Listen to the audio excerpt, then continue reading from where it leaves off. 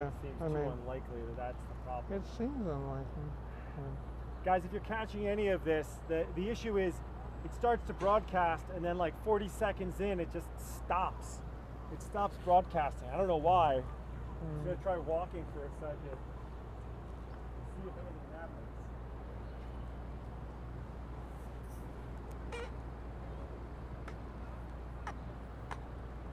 We just got a notification saying that we're live on Facebook, but I don't know if we really are or not. I believe them. Why not? If you guys are getting any of this, someone just let me know. Ah, Michaela. Ah, Jeanette. Holy fudge. You guys have no idea how stressed I've been trying to figure it out. Thank you, we're on YouTube. Thank you. Sometimes all you got to do is turn the phone Nikki, on and off. Guys, yeah. You know what it was? He knew. Well, Walter knew what the problem was. Walter was like, Chris. He was like, you know what you should do? What did you say I should do? Turn your phone off and then turn it back on. See what happens. Like the old tech, advice. Just turn it off. Just turn the thing on. Turn it off. Turn it off and turn it back on again. Did you refresh I bet it works. Can you guys see? Are we streaming into the? Are we streaming into the right channel on YouTube? If we're not in the right channel on YouTube, we're like not in the event channel.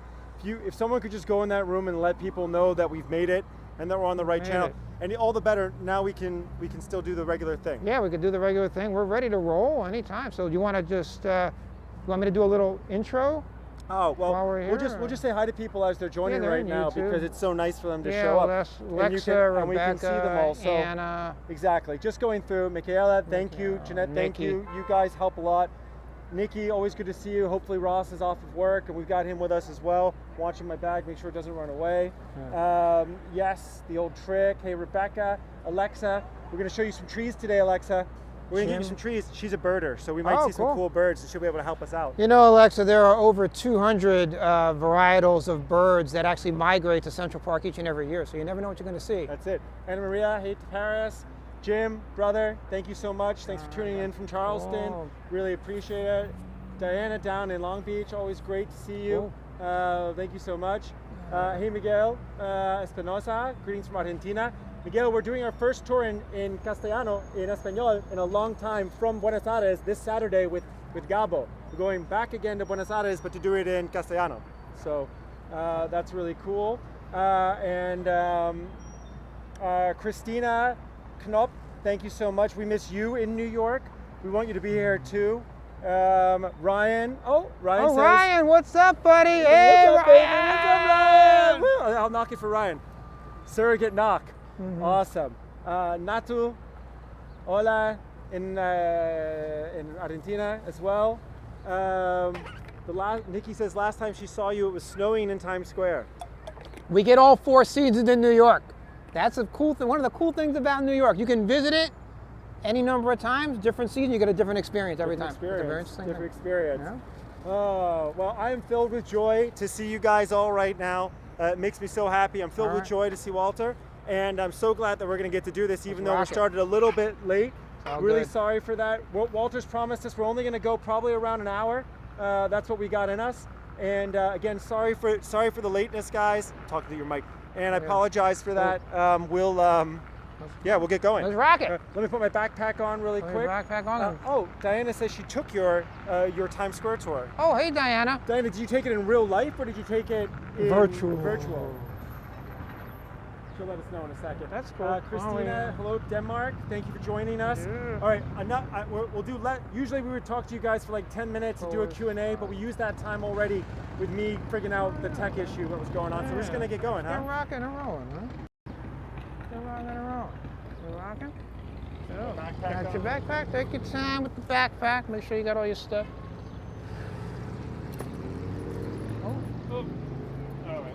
That's fine. Sorry, guys. Sorry for making you watch this. All right. We're good. We're good? Ryan was with you in Times Square on the virtual. Okay, cool. So that was Christmas time. All right. All right, I'll give you a countdown because we're going to cut everything that just took place before that. So we'll do the 5-second countdown, and then you just start up and do your introduction. Great.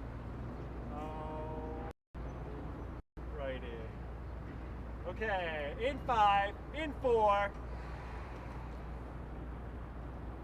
Hello everybody, my name's Walter. I'm taking you guys on a little tour of Central Park today. So before we get into the park, just a little bit about where we are right now in terms of your geography in the city. We're at the southeast end of the park at 59th Street and 5th Avenue, which is kind of connected to the Upper East Side of Manhattan. You ever hear that term? That's kind of where we are right now. We're on the lower end of the Upper East Side right now. Central Park stretches from 59th Street, where we are right now, up to 110th Street in Harlem.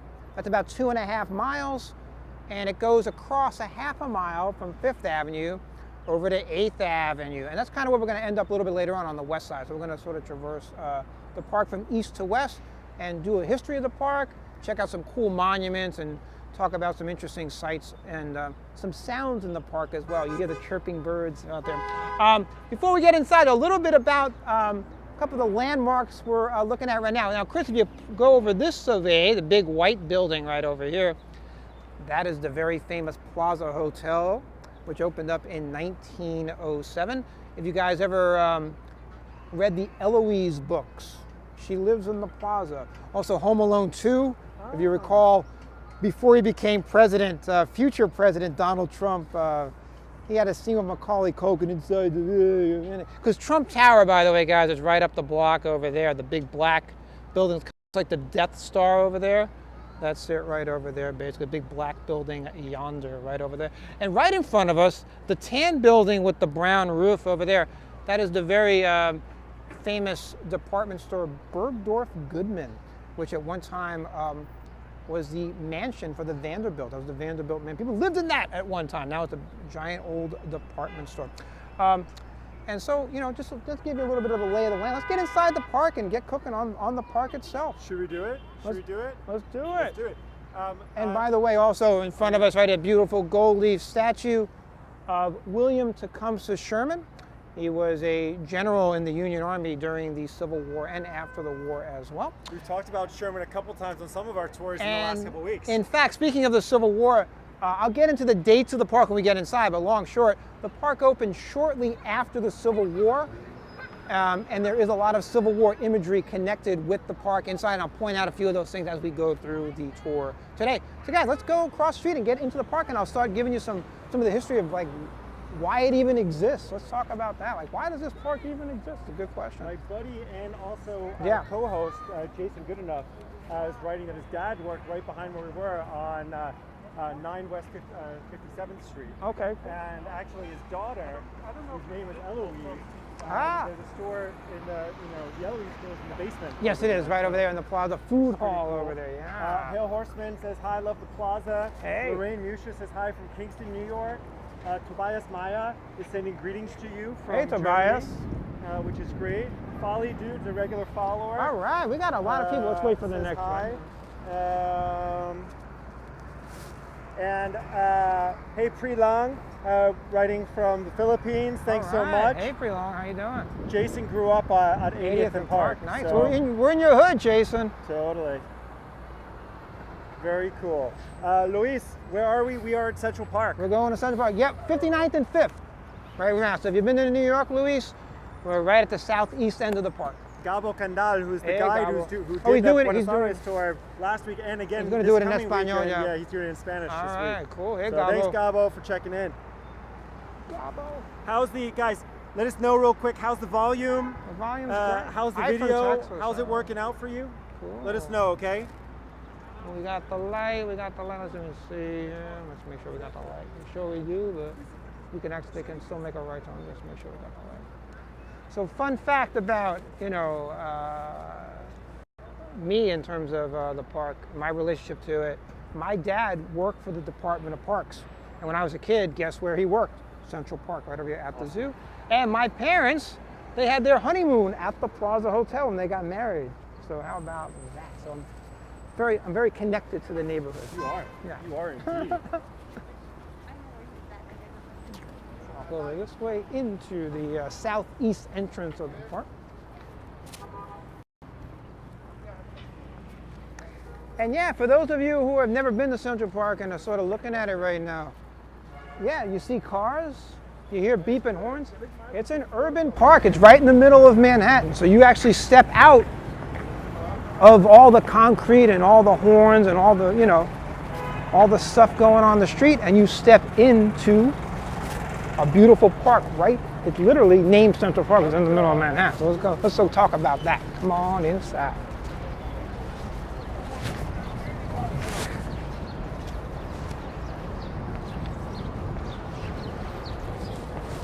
Oh, it's a beautiful day, Walter. We could not have picked a better day for this. Literally, for those of you who are tuning in now and you're not in New York, it was raining cats and dogs the last couple of days. It's going to rain later in the week. And a few weeks ago when we talked about doing this tour, Chris was like, what day do you want to do it? I'm like, I don't know. We could do it any day. I'm like, let's pick one. And I'm like, fine, Tuesday. And it turned out it was the day to do this tour. It was a perfect day. Hey, well, before you get into it, just tell people a little about yourself, because there's a lot of people who have, if you guys have done a tour with Walther before, and some of you have already said, like Diana, you said, seen you before, that's great, thank you, say hi again. But if you've not done a tour with Walther before, and this is your first time doing a tour with Walther, let us know, because I think we want to do a quick hello, Walter, so you guys know who he is. Oh, so there's a little bit of they know you. So a little bit about me. Yeah, just a little bit about you, man. So I'm a native New Yorker. I grew up in Brooklyn and Queens primarily. I've lived all over the city. I lived in Manhattan, the Bronx, Brooklyn, and Queens. Not Staten Island. Of the 5 boroughs, I've not lived in Staten Island. No offense to those Staten Island. It's not on the bucket list, is all I can say about that. I also went to school in New York City. I went to John Jay College of Criminal Justice, which is right across us on 59th Street, basically on the west side from where we are right now. So when I was in college, I actually commuted to school from home. So I didn't have that, So I've been in New York my whole life. I've never lived anywhere else. I would be useless outside of the city. I'm good in New York. I could show you around here. I know all the nooks and crannies, but can I change a tire on the road? No, I can't do that. Can I start a fire in a log? Nah, man. I'd be meat anywhere but New York City. New York can grind you down, but I'm good with this. But anywhere else, so this is my town basically. Yeah, a little bit about me. Cool. Awesome. And by the way, my mother and father grew up in New York City. My mother's from the Bronx. My father's from Manhattan. And their parents came over from Ireland. So technically I'm 3rd generation, I suppose. 3rd generation New York. Awesome. They went right to Ellis Island. So yeah, the roots go back over 100 years in the city. Yeah, cool. So shall we start the tour proper? Thank you watch for the out behind. introduction. Yeah, cool. So let's start. By the way, this is nice and informal. I love the vibe here. Should we walk and talk while I do the little, the overview of the history of the park, or do you want to do that more stationary? What do you think's a better idea? Walk and talk. Let's walk and talk. We can see more. Yeah, well, you can pan around a little bit. Yeah, so Chris, let's talk a little bit about Central Park and why it exists. So we're in the middle of Manhattan right now. That's how it gets the name Central Park. So let's talk about why the park would even be here. So go back to the mid-19th century with me. At that time, New York City had under 1 million people, but several 100,000 though. There were about 600,000 to 700,000 people around 1850 in New York City. And there was something like 7 to 8 public parks.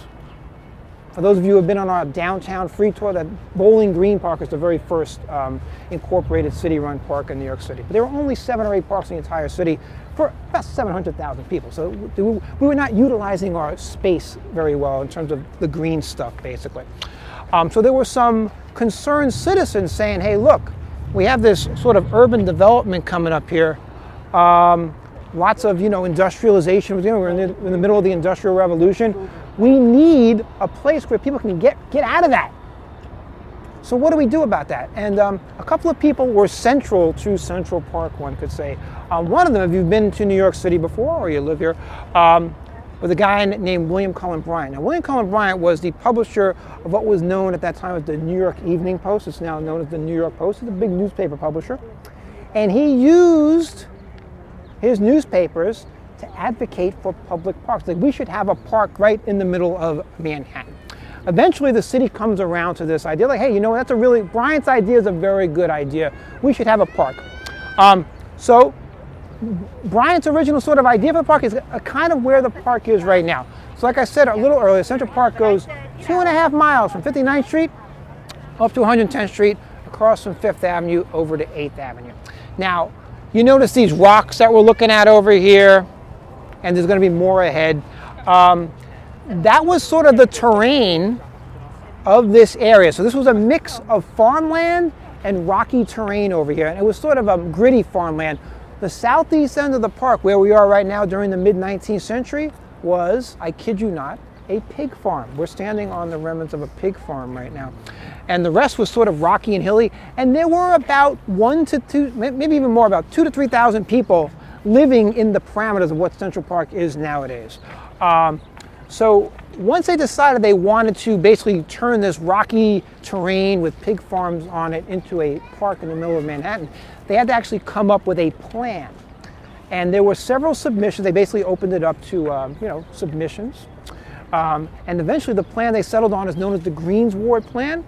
And it's designed, 2 people are behind this primarily. A guy named Frederick Law Olmsted and a guy named Calvert Vaughn. Olmsted is the, I guess you'd call him the primary landscaper of the park. It was his idea to have, the hills kind of run the way they do and the cursive roads run the way they do. Calvert Vaux is the architect. We'll swing down here. Calvert Vaux is the architect. So he came up with all of the stone bridges and the masonry around the park. So the Greensward Plan was adopted in 1858, and it takes 18 years technically for the park to fully open. It begins to open in 1871 and then fully opened by 1876. Now, there's a fun fact about the park, and it's hard to believe for a lot of you. Everything in the park is brought in by human hands. Wow.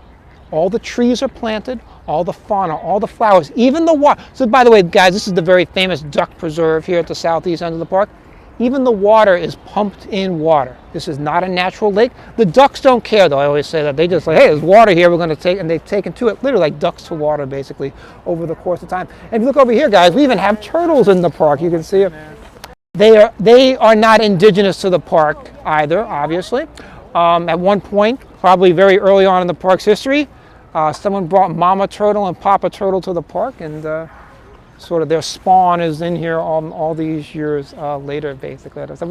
So when you're in Central Park, you got some turtles, you got some ducks, and again, remember, everything in the park is brought in by hands, except for one thing. And that, Chris, if you look over as we swing around here, let's actually swing over right over this way, buddy. And you see the people on top of the rock formation over there. These rock formations are the one thing in the park that is indigenous to the park. It's known as Manhattan schist. You got to be careful how you say that word, I always say. It's granite rock. They've been exposed to life for about 40,000 years. 50,000 years ago, the last ice age kind of ended, and about 10,000 years after that, ice sheets came down from the north and kind of cut through the plains, basically, and exposed the rock to light. But they're like 200 million year old rock formations. Wow. Tons of it were dynamited out to basically set up the terrain of the park as we see it nowadays. But of course, they kept a whole bunch in because it makes for amazing landscaping. And of course, great urban rock climbing, which is sort of a pastime here in New York City. So that's where the name for Manhattan comes from, right? That's right. Mannahatta. Mannahatta, Native American term, the Lenape, they used to call it. It means land of rolling hills, land of many hills. And so we got some geese, we got some ducks. And like I was saying, I think it was Diana asking before. She's a birder, right, Diana? Alexa. Alexa. Alexa's a birder.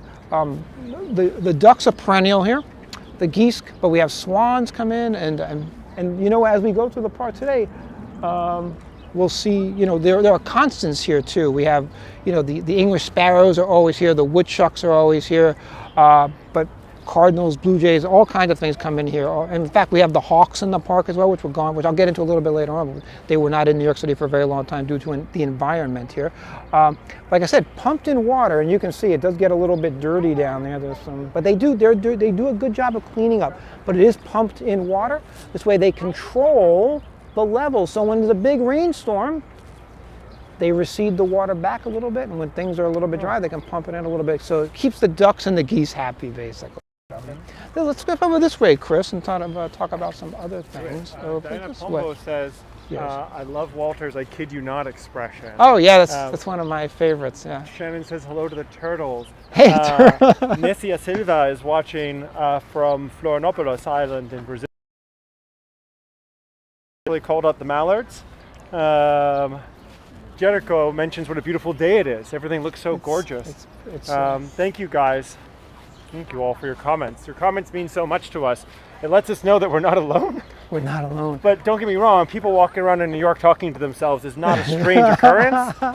Especially not during the pandemic. See, these masks that we've been wearing have, people, you could just kind of like mumble to yourself, the last year or so. Nobody really knows because, you got a mask over here. You got a mask over here. But Fauci would appreciate. Hey, listen. By the way, Dr. Fauci went to school a few blocks away from here at Regis High School on the east side. So let's swing over this way, Chris. Yeah.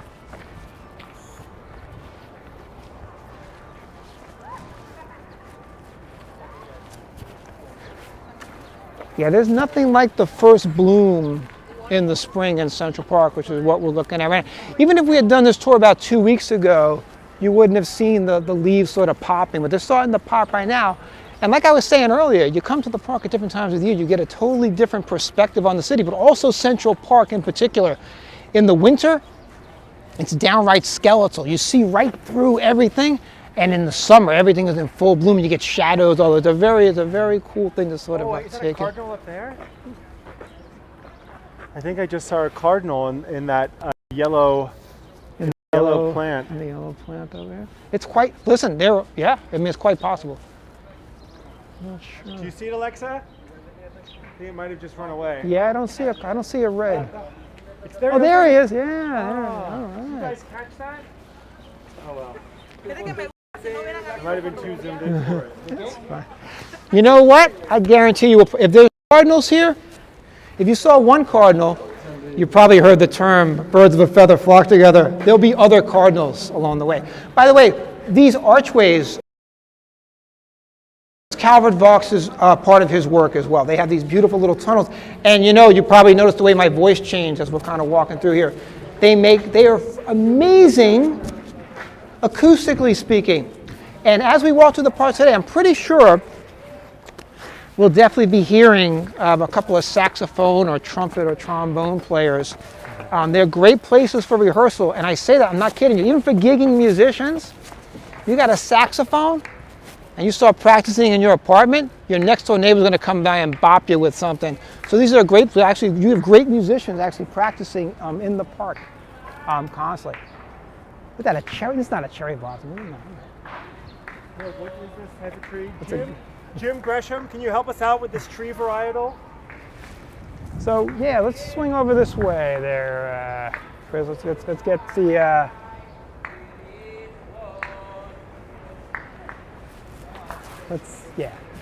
Let's swing over this way. Yeah, sorry for. No. Take your time. No. Let's just swing over this way. People, especially our friends in Europe, have been asking for trees. Okay. They haven't seen many of them. All right, cool. Embarrassed by the crowd, I felt he found my letters and read these one out loud. So, one of the things we're walking towards right now is something that has been in the park since it opened. So like I said, the park officially fully opens in 1876. It starts opening in spurts around 1871. There's always been a menagerie or a zoo in the middle of the park.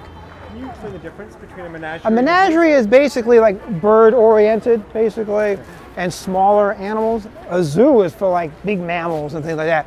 When I was a kid, they used to have elephants and lions in the Central Park. So they do not do that anymore. The zoo was privatized about 30 years ago. So Jim explained, it's a saucer magnolia, sometimes called a tulip tree. Wow, Jim. Jim's a pro. Jim is a pro. We gotta No joke. Oh, Jim Gresham, guys, of Charleston, of Walks of Charleston and Low Country Walking Tours. Holy cow. Captain Jim Gresham. Good going, Jim. Thank you for that information, my friend. So there's always been a zoo here. Like I said, they privatized the zoo about 30 years ago. It used to be a city-run zoo. Now it's a privatized zoo within a city-run park. And by the way, in talking about that and the distinction. Central Park is run by the New York City's Parks Department, but there are privatized spaces within the park that are sort of outsourced to I think we're going to do a show right now. Oh, it's always show time. It's sea lion time, right? The sea lion pool has been here. Oh, there's sea lions. Look at that. That's why we come over here, baby. Sea lion feeding time. How close can we get in there? Yeah, up to here. Okay. Yeah. This is awesome. What a treat. Hey. I'm going to mask up. So yeah, so you know, you walk in here. I'm sorry.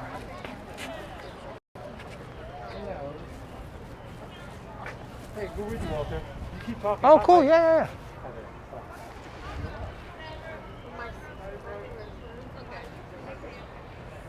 So these are San Francisco sea lions over here.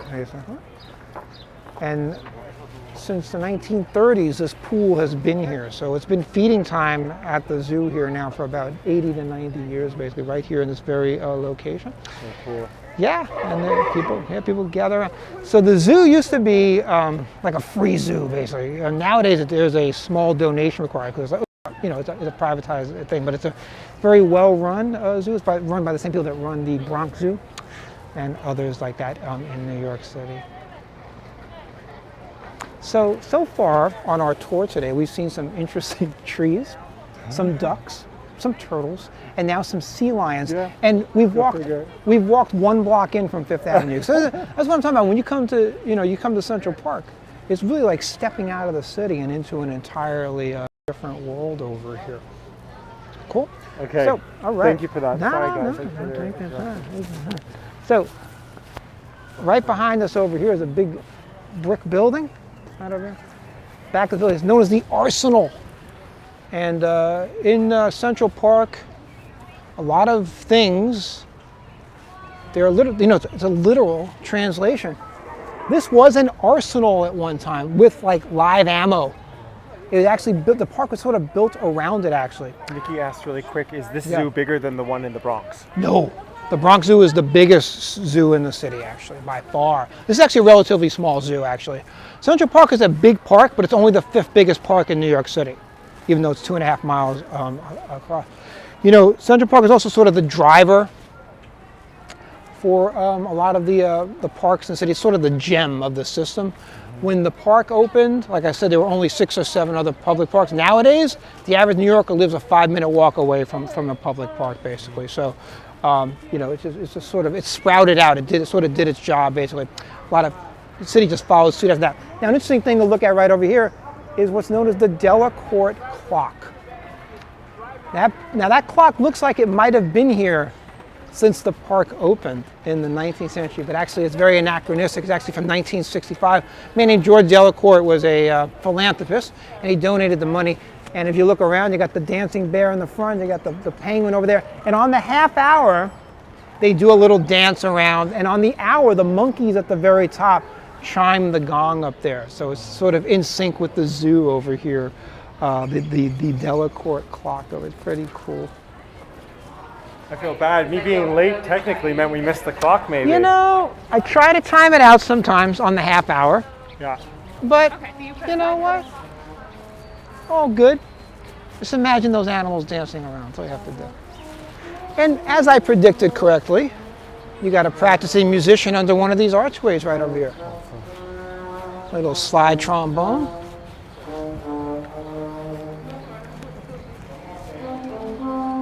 The other side, the other side.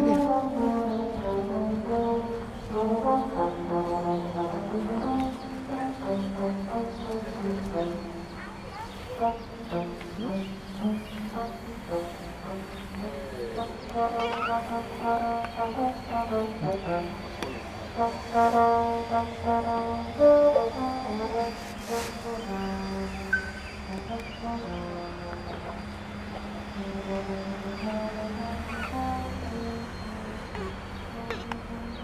Nice. Magic. And this is the children's zoo over here, by the way, guys. So petting zoo. You can pet the donkeys and the llamas with your kids and all that and feed them and all that kind of stuff. That's a pretty cool one as well, separate from the. But like I said, yeah, practicing musicians. When I'm talking about some jazz dude you might see in clubs on a Friday night or a Saturday night in New York. They actually practice underneath these arches during the week. Because again, if you live in a Manhattan, is that Pan right over there? Yeah. Good. Over there. Oh, is that Pan over there? Oh, that's right. The Pan flew. Hello. What's wrong with me? Yeah. But if you practice, you're practicing musician, you got to find some space to do it. You can't do it in your apartment. So these archways are perfect for that. For sure. It's all happening at the zoo, as the old song goes. Is that Simon Garfunkel? It is indeed, yeah.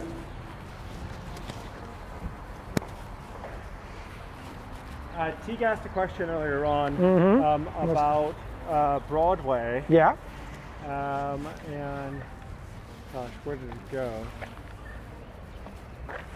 He asked when there are Broadway shows. He understands there's a Broadway baseball league in Central Park. There's softball league, yes. Softball So league. yes, the summer softball league, the Heckscher Field, and yes, the Broadway shows do. They put together teams and everything like that every year. Between the competing shows, the different Sometimes, shows. yeah. That's cool. Yeah, it's pretty cool. Squirrels all over the park.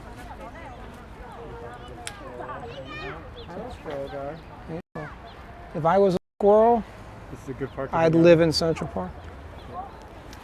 You get fed very well here. People pay attention to you. Yeah. It's a win-win situation.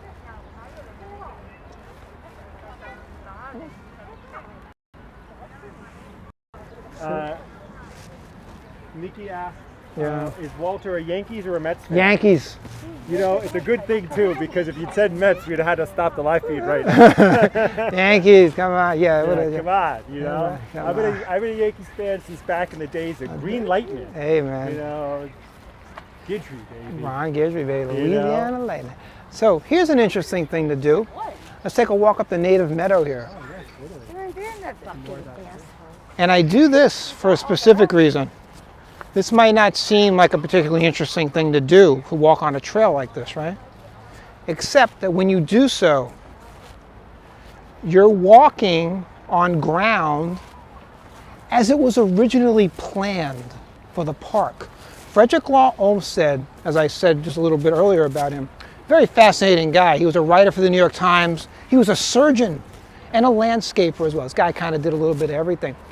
He had the idea that he wanted you to get out of that sort of like that, sooty, smoky, urban environment that was creeping up. And he wanted to give you sort of like these adventure paths in this sort of oasis in the middle of the city. Now, you probably guys have noticed as we've been walking through the park, we've been walking on paved roads the entire time. That was not the way the park looked when it first opened. The park was about 80 to 20 dirt and mulch roads and only about 20% paved basically. Now it's the exact opposite, because over the years people don't want to be climbing hills and getting their shoes all dirty in here, so they paved a lot of it over the years. But when you walk on these trails that they have scattered throughout the park, you're walking on the ground as it was sort of originally, sort of the idea of, sort of the origin basically. This is kind of what the original design was kind of like here in Olmsted's mind basically.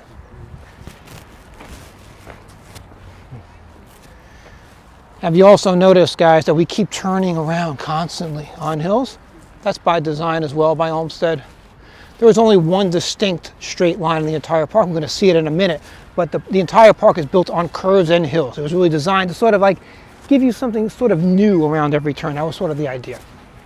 Alexa asked, is there a pocket park, Collier Brothers, something like close to Central Park? I know Harlem is next to Central Park and it has a very interesting history. Yeah. Collier Brothers, pocket the park. Collier Brothers, weren't they? I'm not familiar with that myself. The Collier Brothers, I think weren't they hoarders? Wasn't that their thing? Weren't they these guys? They collected ephemera. I don't know about Collier Park. I don't know about Collier Park. You stumped me. I'm going to pan over. Yeah, hey, look, you get to be stumped every once in a while. Yeah, it happened. You know so much. Believe me, you can stump me. Believe me. This is really pretty. Oh yeah, no, the purple's blooming.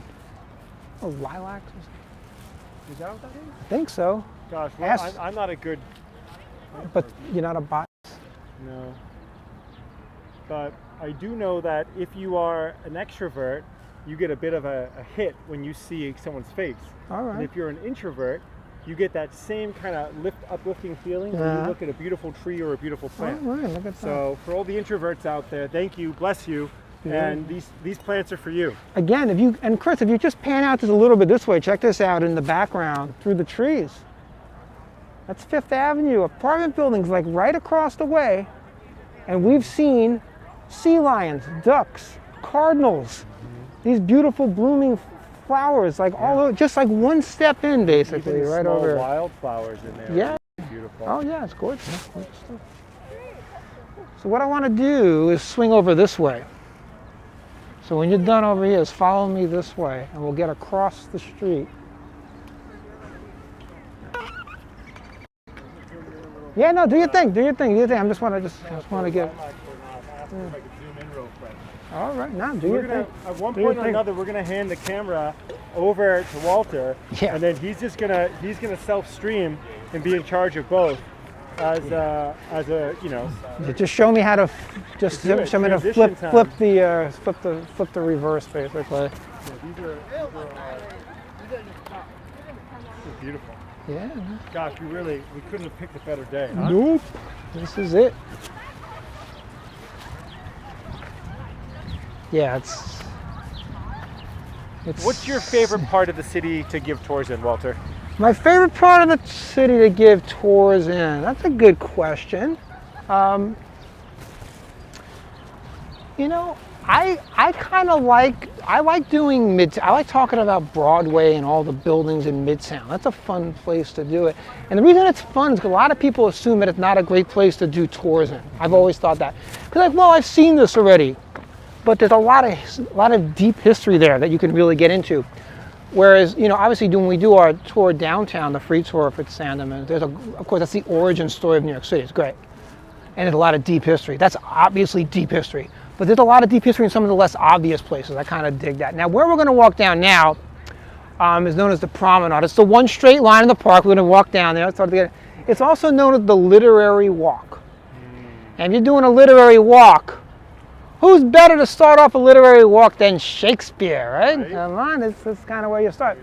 And this statue was cast by John Quincy Adams Ward back in 1870. So he cast it right as the park was opening. Shakespeare and Central Park are synonymous. In fact, a minute ago when we were by the zoo, I mentioned that beautiful clock, the Delecorte Clock. We also have a thing called the Delecorte Theater, right in the middle of Central Park. They do free Shakespeare in the park every summer. So when you come to New York, there's 2 shows per summer. Usually run about a month each. You get your tickets in the morning, you come back at night. And over the years, I've seen Al Pacino and Anne Hathaway in these sort of shows. They have very big stars come in and do these amazing Shakespeare, and it's all free basically. It's free Shakespeare in the park. So Shakespeare in Central Park. Unless you don't want to wait for a ticket and then you pay. Then you could pay. There's ways to do that too, I suppose. Well, you're an actor yourself, Walter. I am indeed. And do you do Shakespeare? Or I have done Shakespeare. I've done it in Central Park, but not Shakespeare in the park. There's a couple of smaller theaters in the park that I've done. But I would not call myself a classical actor by trade, though. I do more modern kind of thing. We all gotta have a niche. We all have a niche, We all have a niche. Hey, here's an interesting thing to look at. These little inscriptions on the ground here. You'll see American Elm endowed by, these folks over here, these nice people. What are they doing that for? Well, if you look down right here, this is known as the Promenade right down here. And these people have adopted trees on the Promenade. And they've done it through an organization known as the Central Park Conservancy. The Central Park Conservancy started in 1980 because at that time, New York City had a very severe budget gap. There wasn't enough money coming in to pay for all the goods in the city, and Central Park was in sort of a state of what you call disrepair at the time. Much dirtier. Oh yeah, give me. I'm getting there. Oh yeah. Much dirtier. crime, all kinds of things like that. The Conservancy was started up in 1980 to make up for that budget gap. So concerned citizens donated money for the upkeep of the park. One of the ways they do so is by adopting trees. And as we walk down, we'll look at the benches. They all have these little markers in them. They say, hey, hi, honey, happy birthday. You actually, you sort of pay for the upkeep of the park through the Central Park Conservancy.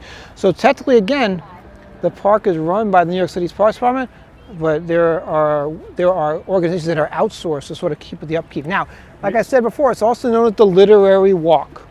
Well, Nikki asked about the two Scottish author poets that are part of the Literary Well, Walk. they are. And it seems like they're right at the start. Across from us, right over here. Quite early. So Robert Burns right over here. You might be like, well, who's Robert Burns? And I'm like, well, have you ever celebrated New Year's Eve and you sang Old Lang Syne? You have recited some Robert Burns poetry right across the way. And across from Robert Burns, staring at him, is Walter Scott. And he is the author of Ivanhoe and Waverly, amongst other books. And as a shout out to Nikki and Ross, Yeah. Ross works at Waverly Station in Edinburgh. Oh, look at that. Which is very close to the Scott Memorial. Look at this over here. Yeah. It all ties in, doesn't it, Chris? It all ties in together. So we got Shakespeare. We got Sir Walter Scott. We have Robert Burns. You want to see my favorite literary statue? No, I do. Let's go up here. I'm having so much fun, by the way. Oh, this is a great tour. You are filling me with so much joy doing this tour. All right, good. It's a beautiful day. Yay. It's absolutely gorgeous. I think it's the weather more than anything else. Oh but, no, it's you and your knowledge and your connections, the way you bring it together. Thank you weave you. history and present, and you help me hope for a future. Cool. So let's do this one first, and then we'll do that one. So let's go to the right first, because there's two statues over here. We definitely have to talk about both of them. So of the literary statues in the park, and there are more, like Hans Christian Andersen is on the other side of us and things like that, but my favorite is right here. This is a guy named Fitz Green Halleck. Now, I mentioned Shakespeare, I mentioned Robert Burns. You're like, yeah, I know who those guys are. I guarantee you no one's like, oh yeah, Fitz Green Halleck, I know who that guy is. Look at this guy's statue. He's got the pen in the right hand over there. He's got the pad in the left hand. He's got the cool sideburns.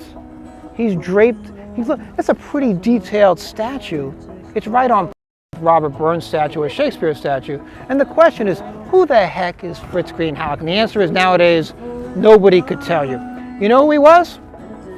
He was a writer of light verse. And back in the 19th century, the papers, notably the New York Times and the New York Evening Post, they would print like light verse, like, aphorisms and little, sort of rhyming couplets in the paper, sort of like Hallmark greetings. This guy wrote this cheesy purple prose for the papers. How did he get in the park with Shakespeare? He was friends with Frederick Law Olmsted, and he was also friends with William Cullen Bryant, who ran the Post. So how did he get the statue in the park? Pure nepotism. It worked in the 19th century, and it works today. So if you ever wonder who this guy is and why he's on par with Shakespeare, he was friends with the owners, basically. That's kind of how it worked out. I shifted away from you just because I got a comment that we were freezing a little bit Okay. on bandwidth. That's So cool. sometimes I'll move spot. Move it, do what you gotta do, baby. So this statue over here is the newest statue in Central Park, and in fact, I have to tell you, I haven't seen it yet due to the pandemic. It was dedicated last summer. I have not been distinctly right here in over a year. This is the Women's Rights Pioneers statue, and it was designed by a woman named Meredith Bergman. And three women are represented here on the statue. To the left is Sojourner Truth. She's the lady with the glasses. To the right is Elizabeth Cady Stanton, and in the middle is Susan B. Anthony.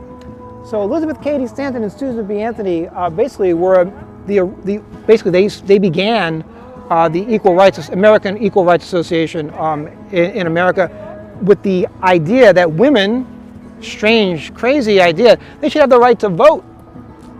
Sojourner Truth was a lady who escaped slavery and became an advocate for abolition and also for women's rights in this country. So Meredith Bergman, who designed the statue, she's also done film production work over the course of time by all accounts. And something like 25 years ago in the mid-90s, she was doing, pre-production for a film, and she was going through Central Park for locations, and she realized something. There were no women, no real life women represented anywhere in the park at all. The only female statue she saw was that of Alice from Alice in Wonderland, but of course that's a fictional character. So she's like, this needs to be rectified. And 25 years later, in 2020, her monument to these women who basically fought for, the women's right to vote and equal. Yes? Sorry, I got to jump in really quick. Hey, Wesley Curry, we banned you the other day. This chat is not for your politics or for your posting. So please stop. This is, we're here for history. We're here to share joy and love, and not to use this as a political front. It's also only a place for English language posts. So as much as I love the Hebrew language, please stop posting on our live streams. And if one of the moderators could please put good old Wesley Curry III into a cool down, I will ban him permanently when I get back to the computer. Sorry. Oh yeah, no problem. But that's happens when you start to get enough people on your tours, then people start posting stuff. Yeah, but that's the story of the statue. So she was like, hey, there's no women represented. Let's rectify this, and that's the result. It's a beautiful statue, don't you think, Chris? Yeah, I think it's gorgeous. It's a great addition. I always have a bittersweet. Moment when we talk about women getting the right to vote. Yes. Because I know, unfortunately, that part of the reason that women were able to get the right to vote, or were, that, let's say, post-Reconstructionist senators would approve that, push that through, was that they were trying to counter the effect of the black male vote. Absolutely, sure. And they figured that having white women be able to vote would then balance out the additional black votes that were coming in, and still allow for the white hegemony to be in control. It's bittersweet. I mean, at the end of the day, it's the right thing it's good, Yes. But also at the time, it just goes to show that there's more than one way to roam. Yeah. I guess. So speaking of being on a path, we are again on the one straight line of the park. This is by design. This is actually, and of the things that opened in the park, the mall, the promenade walkway down here, towards what we're going to now, which is known as Bethesda Terrace and Bethesda Fountain, which I'll get into this when we get over there, was the one set piece in the park that opened first, basically. So this was sort of a Calvert Vaux's and sort of Frederick Law Olmsted's sort of magnum opus in the park right here in the center of it. And Chris, by the way, I mentioned it before. This is what I was talking about. You do a little dedication on the bench. So you pay a certain amount of money, and it's in perpetuity, depending on how long you want it up. Or I guess it could be for a few years, not in perpetuity, but you can do it in perpetuity as well. And basically, your donations on these benches. And by the way, we have roughly 1,000 benches in the park or so. Many of them have these plaques, and they are utilized. These donations are utilized for the upkeep of the parks. When you do that, you're paying into sort of the upkeep of the park. This guy's still posting. Okay. I got someone to please.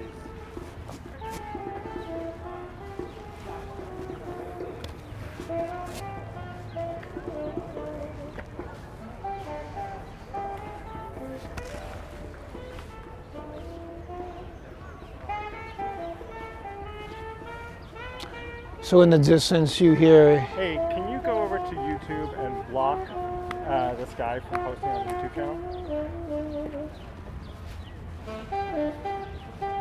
Yeah, it's the same guy from the other day. He's still posting. I've asked him to stop. He's not stopping. I can't. The only way I can do it is to stop the feed and go in and stop him. I'm not sure. Why don't you just go and just check? You can report him and try to stop him. Alright, thanks. Bye. Cool. Sorry. Nah, no problem. Nope. He's posting tons of stuff, and the not even... moderators are having trouble getting in. Okay. So I'll just try to get in myself. Okay. So like I said, we're going to hear some music in the park today.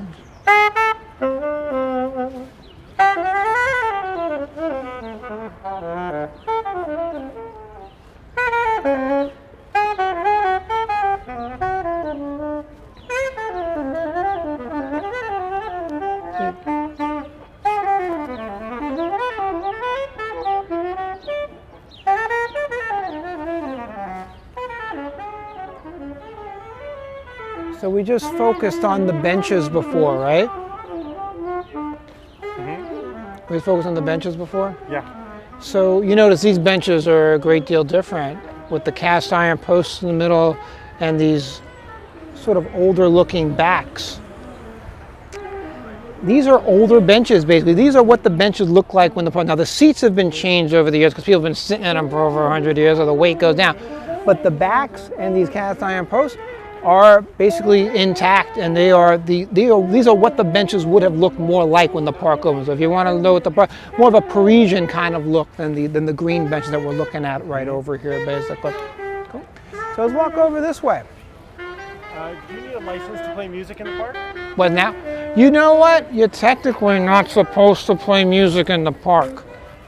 That was my way of whispering it, basically. You're not supposed to do it. It's unenforceable, and the cops they don't bother you unless you're being really obnoxious about it. That tenor player's been there for years. I've been watching him play for 20 years. He's been there. That's his spot. That's his spot. I think we've managed to block this guy now. Good, so. good.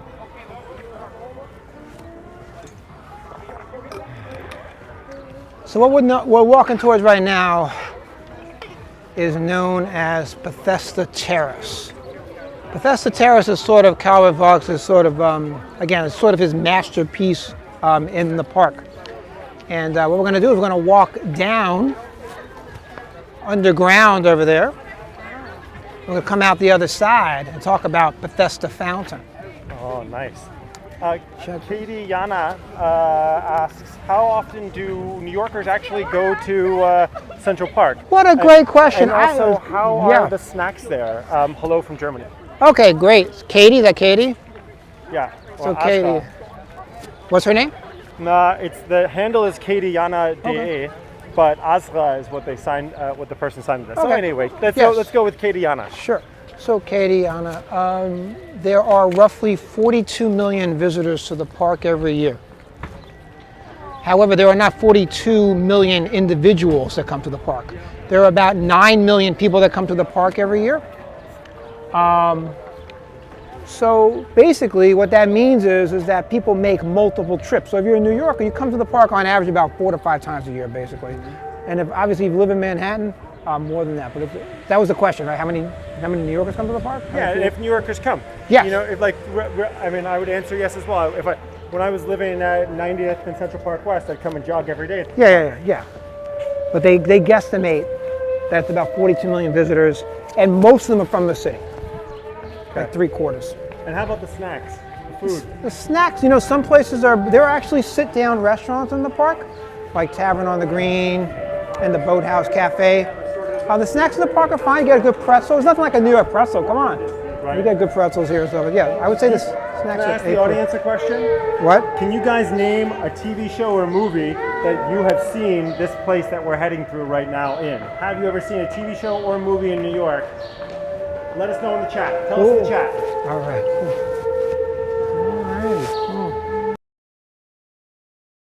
right. So above.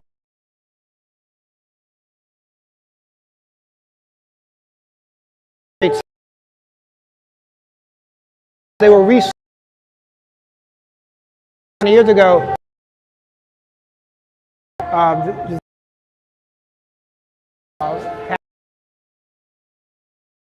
so these, and the light hits them.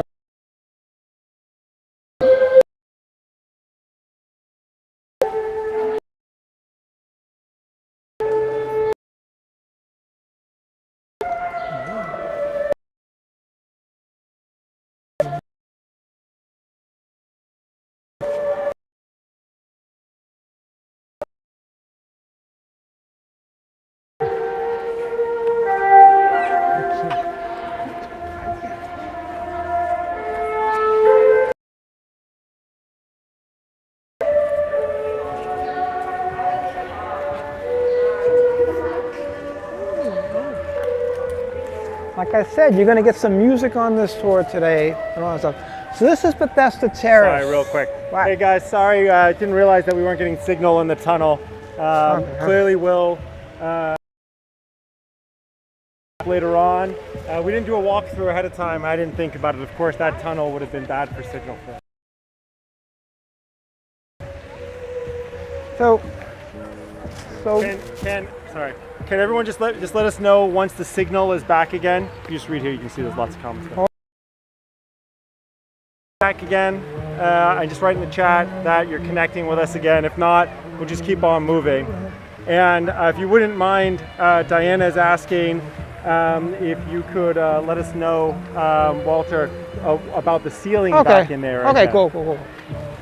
So if you saw the textiles on the ceiling, so this right here, if you focus back this way, this is Bethesda Terrace.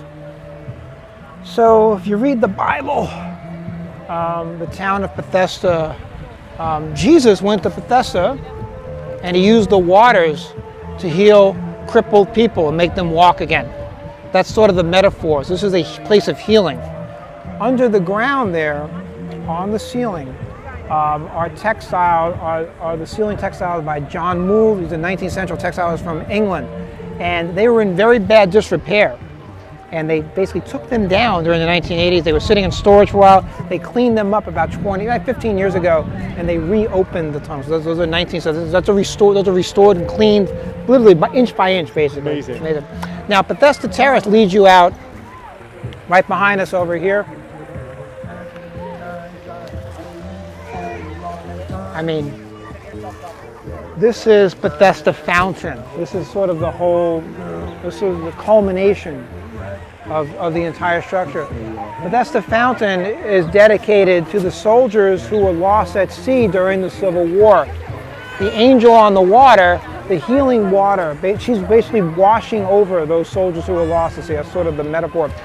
The angel on the water was designed by Emma Stebbins. Emma Stebbins was the first woman in New York City to get a public arts commission for the very statue that we are looking at right here, and it's been part of the park now since 1876, right across. So isn't that pretty interesting? And it is one of the more iconic parts of the entire park. Again, it really is the same. So let's roll over this way. Balto, he's on the other side of us. A lot of statues in the, there's about 85, any number of them. Unfortunately, can't get to them all on a pro tour. Not on this one. If you come though to New York, you can definitely see the Balto and Alice in Wonderland statues. Could you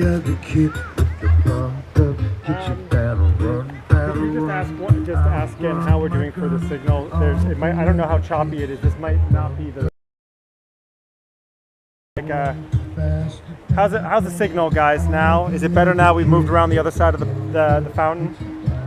I'm concerned that you guys aren't watching this right now. I just want to make sure you catch it.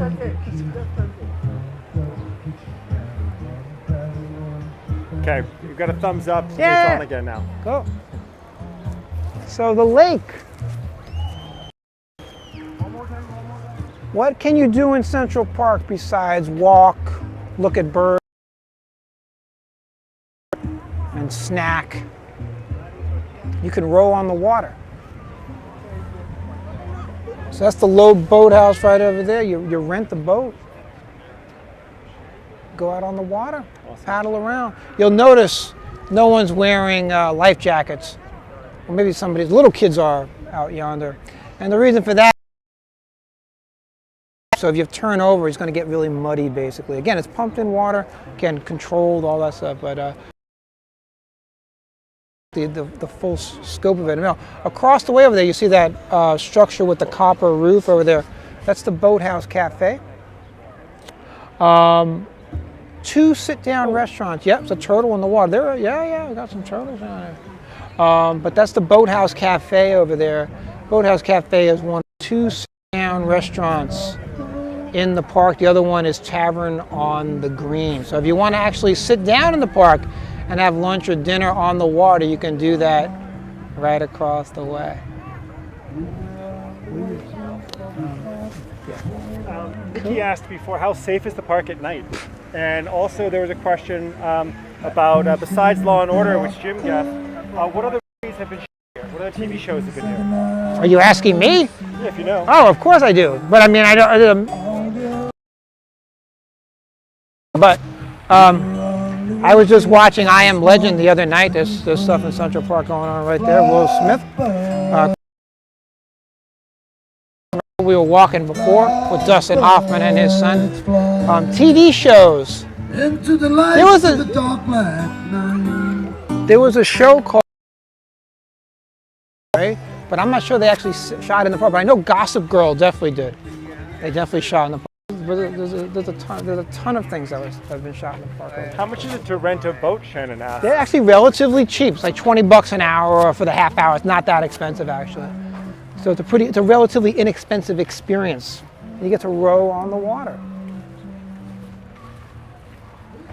That was last I checked anyway. It's always going up, never going down in New York. That's usually. Oh yeah, by the way, so as vis-a-vis the question, how safe is it in the park? I'd say it's very safe unto itself. But if it's after dark and you don't know where you're going, probably a good idea to take the crosstown bus through the park. Just because it's easy enough to see right here. Imagine it was pitch black right now. You can't see around the other end, basically. Yeah. And it's going to get a little bit desolate. But unto itself, I've walked through the park a million times after dark. Nothing's ever happened to me. But unto itself, one of the coolest things you can do in New York City is actually ride the crosstown bus. Central Park, like I said, is in the middle of the city. So going from the east side to the west side, if you do it by train, you have to go downtown, cross town, and then back up again. Yeah. The crosstown bus just shoots you right through the park, basically. I know. So well color coordinated with your the guy with it. Yeah, he's got the yellow. Mustard and yellow.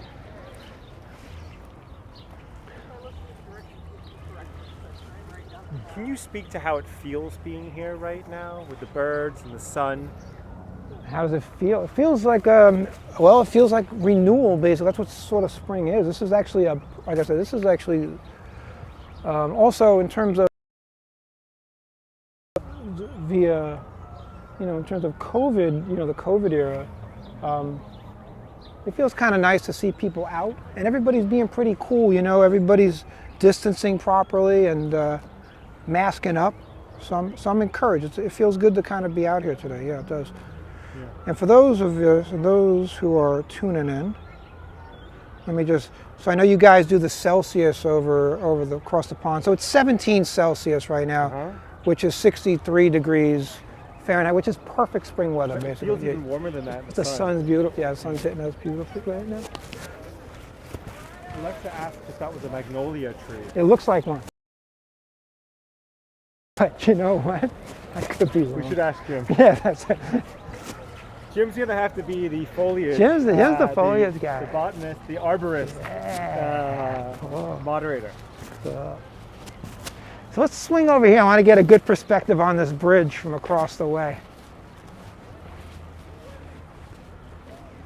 Get you a nice sort of view of it from over here, actually. This is known as the Bow Bridge, guys. So all the bridges that Calvert Vaux designed, there were 9 of them in the park. They all have a little bit of a distinct sort of feel to them. The Bow Bridge is cast iron, it's original cast iron from the 19th century. And sure, wherever you want, man. Wherever you think the best view is. I think it's usually over here, but go for it over here. And this is fine. This is fine over here. No, so this is actually very good right here if you want. This is actually fine. This is actually brilliant. And it gets this name because it has bow, basically. That's how it gets the name, the Bow Bridge. And it's a rare day you don't see wedding photos being taken up there or right over here or on the other badge. It's a beautiful sort of a... And as you see, we walked around the bend. That lake continues. It's, and again, pumped in water. You got the, got a little island right there in the middle. You can kind of get off and kind of row around for a while. It's not, when I say you can row around the park, it's not like a little, and yes, our geese, very well fed, and they're pretty friendly. They come right over. Yeah, they come over. They get fed all the time. Now, you're technically not supposed to feed the wildlife in the park. Look, he got the mouth open there. He's ready. You're not supposed to feed the wildlife in the park, but nobody adheres to that. People, these are very, again, if I was a goose or a duck, I'd live in the park as well.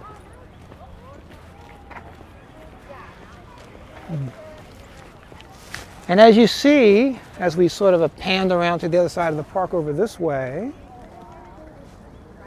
we started on the east side of Manhattan. Yeah. This is the west side of Manhattan now. This is Central Park West over there. And that two-tiered building over there, that's the San Remo, beautiful luxury apartment building. Opened in 1906, I believe. And over the years, the former head of Columbia Records, Mitch Miller, had the top story, like a top story penthouse up there, and many other famous people have lived there over the years. And it's one of the real gems of the city in terms of, just like, apartment architecture. And we'll get, by the end of the tour, we'll wrap up in front of the most famous apartment building in a few minutes, actually.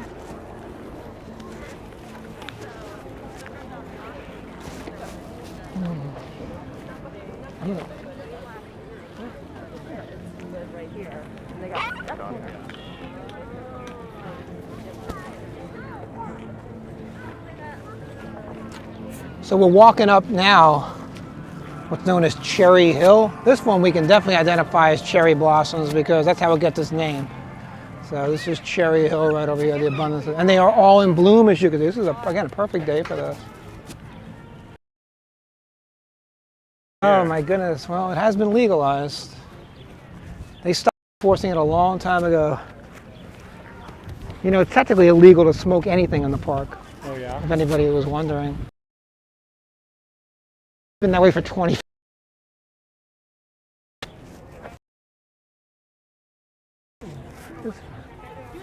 Yeah, you see this nice day for family-oriented picture taking. This is it, man. This is a perfect day. That's cute.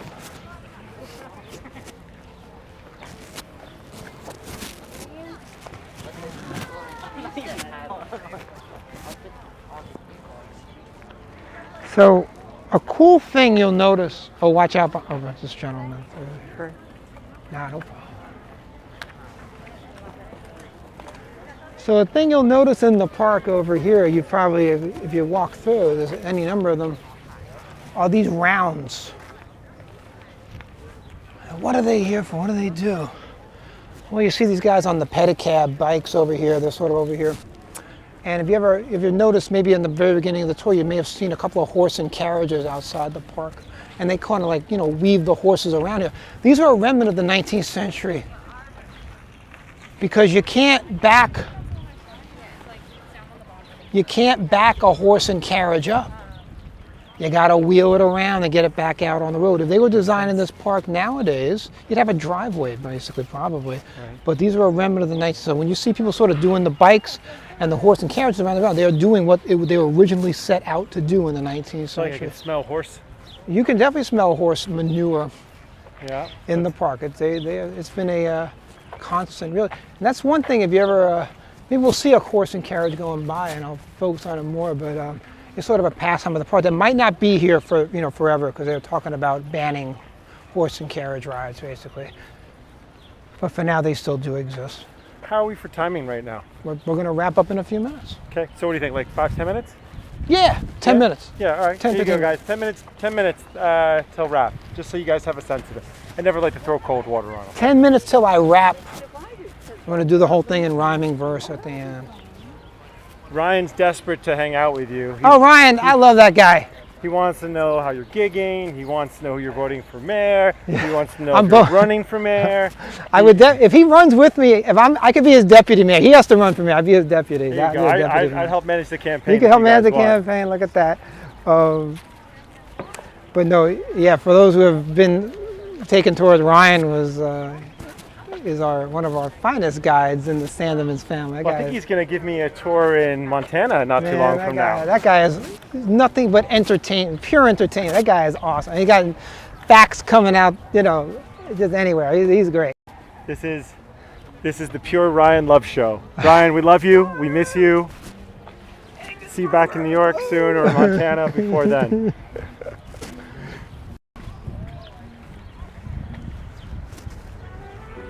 Yeah, so like I said, we're weaving now, towards, Central Park West over here. We'll end on the street in a little bit. Before we do, though, we're going to walk into Look like they're ready to take what I might be the most sought after little spot in the park, and it's called Strawberry Fields. I'm going to walk up to it right now and talk about the history of Strawberry Is that connected Fields. to the famous song? You better believe it.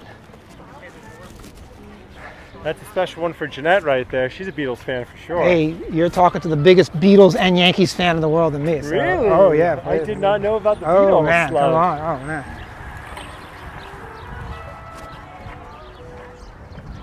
There's just music in the air today, isn't there? There's like 8 different musicians playing in here. We hadn't been doing this tour together today. I think I would have needed to come here anyway. Yeah. It's a beautiful day here. Yeah. This is it. So Strawberry Fields, we're walking into it right now. So let's talk a little bit about it. So Strawberry Fields has technically been in. You wanna do it? Sure. You want me to? Sure. Let me just unzap her. Guys, we're just doing a quick changeover. You put that on your thumb like that, All right. and then keep there. Try not to press any buttons here, and try to keep your thumb up a little bit higher, and try not to pull it down. Okay. If you can put your thumb up a little bit higher, yeah, there you go. There you go. Right. And that way that cord doesn't get too much power right, on it. cool. And now you're in charge, brother. Alrighty, cool.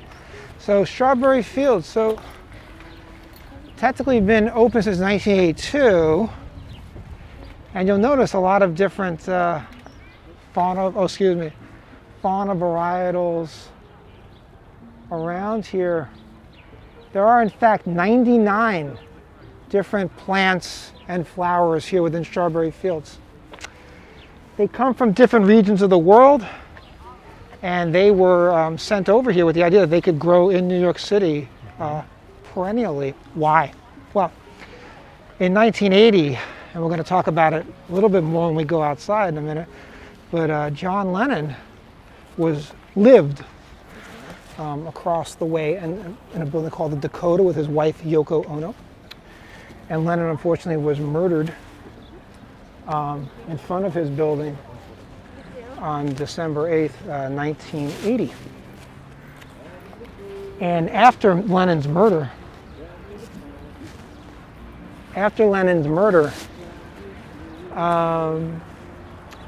fans would gather outside of the building, and Yoko Ono, his wife, said, "You know what? We're right across from the park. Wouldn't it be amazing if we could set aside a small section in memory of John where his fans could go and commiserate?" So that's the idea behind Strawberry Fields. So there are 99, again, And then we get here. plants and flowers from throughout the world. So much excitement. The one physical gift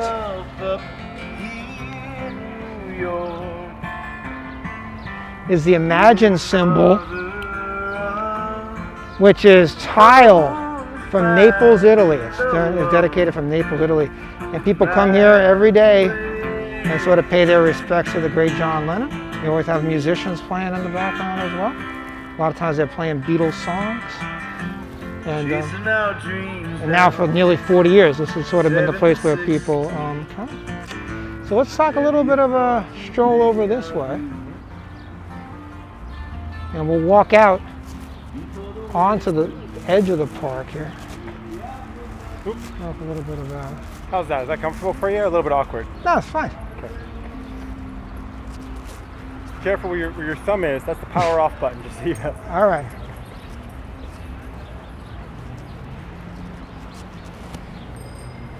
So yeah, so You can see at the same time as you're holding it, you can see that people are asking you questions as well at the same time. So you can always just read these up and then see what they're, if you want to, Yeah.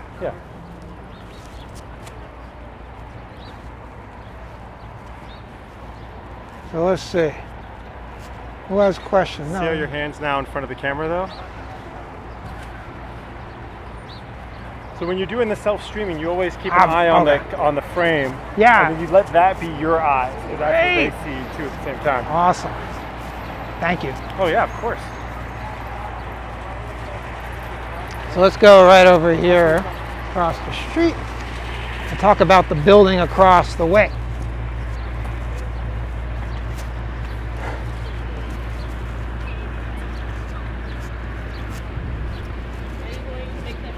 Let's see if we get a spot right there. Yeah, that's the Dakota apartment building right across the way. And it opens in 1876. Now it opened in 1876, which is about the same time that the park opened. And when the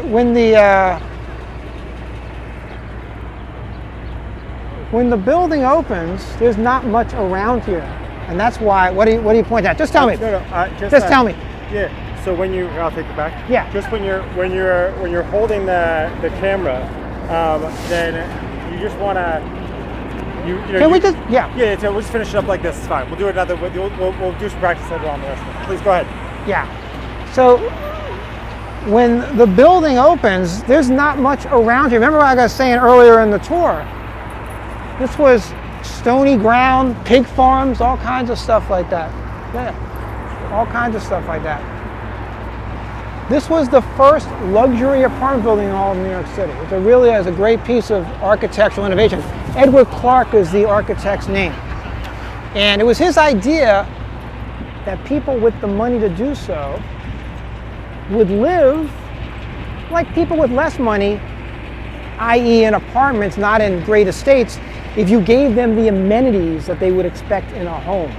And that's the idea behind the Dakota. Now the Dakota gets its name, again, because no one lived here at the time, and other architects would jibe at Edward Clark and say, hey, how's your building in the Dakotas coming?